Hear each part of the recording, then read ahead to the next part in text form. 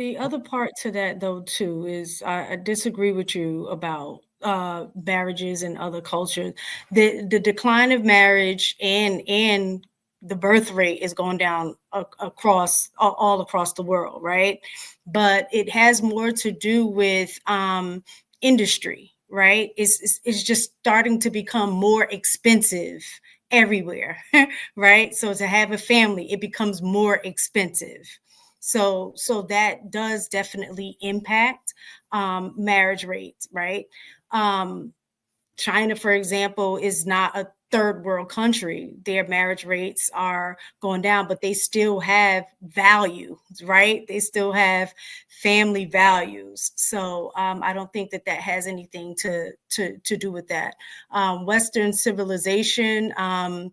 We are an example of Sodom and Gomorrah, like for real, for real. Anything goes. So it's very difficult when you don't have a set societal standard of moral and values. So that is definitely difficult. But I think too, what has happened is we're conflating access to sex to companionship, right? So I think that's the difference too, is that we think that when we're having sex with a person is going to equate to relationship, and it doesn't. And so a lot of times marriages are failing because once you get past the sex, once you've been flipped up, turned around, so many ways, what's next, right? What's next? And I think a lot of times we're not putting enough effort into building the companionship, and that's what people are looking for, right? We're trying to use traditional methods in building companionship in a new age where I think a lot of men are having trouble with holding on to traditional mindsets of what it is going to take to be in relationship, and women are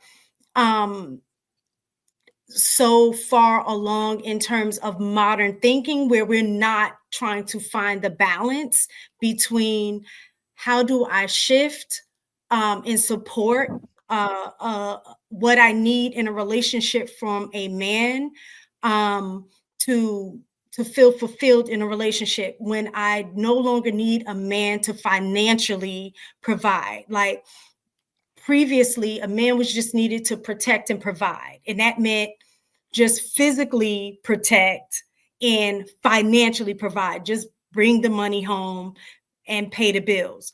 When I can pay my own bills, I don't necessarily need you for the financial part, right? So where does that leave you as a man? Now I'm saying I need you to provide for me emotionally. And that's an area that men previously never had to develop. But now I'm asking you to provide for me in that manner. And you've never had to learn to do that, right? So I think that's where the issue is because now this is the area in which I'm telling you that I need you. And as men is like, we need the tradition because this is the part that I understand. I understand the traditional aspect of it. But women are asking for you to give me more. And I also think that women, on the other hand, are in the mindset of, if you can't give me this, I don't need you. I'm out. I'm so independent. I don't need you. Well, I who don't need teaches that mistaken? Who teaches that? Who what teaches that? That what aspect in which you're talking about. Who teaches that?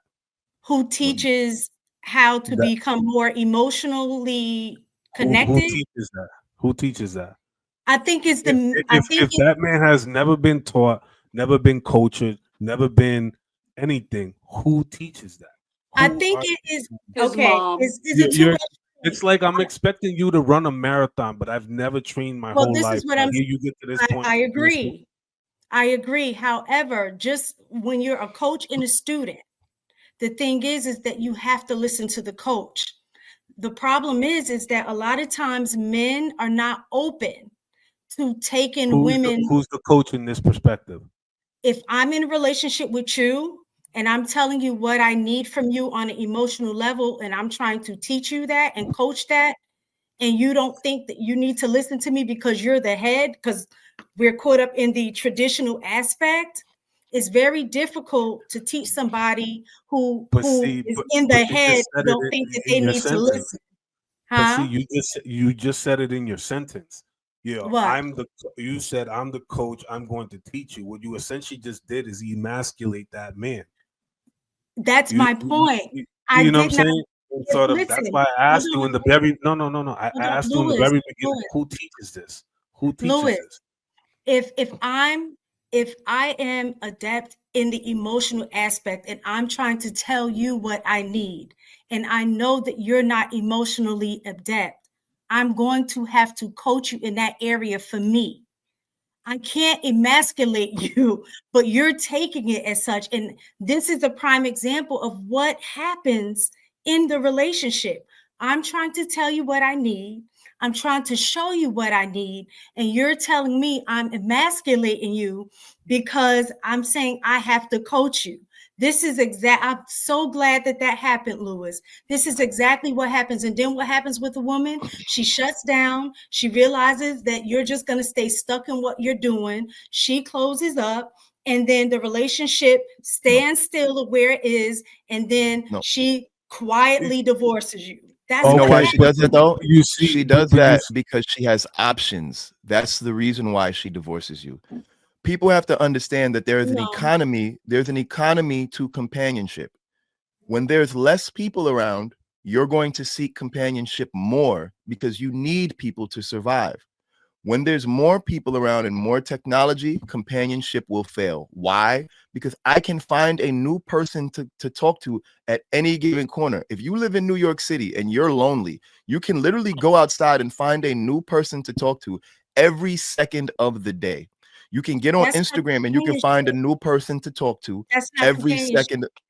All right, but this is why I said there's an economy that comes with companionship, and the value of companionship diminishes with the more access you have to people. If I only have one person in my life, I'm going to hold on to that friendship as best as I can. I'm going to bond with that person and connect with that person to the depths of hell, right? But if I got 100 people in a room, I got 100 people I could talk to. I'm not going to form as close bonds with each person because there's so many people to get to know, especially when those 100 people are sharing a space, right? So again, you put 100 people. So again, most of our society is cities.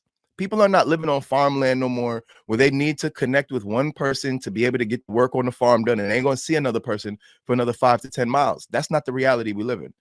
Again, if I have a problem with a girl I'm dating, I could hang up with her, get on a plethora of apps, and find a new one in 10 minutes. It's really not that hard. All So right, hold on. again, I don't want to companionship, Hold the on. value of companionship has Hold on. changed because of the society we live in. I don't want to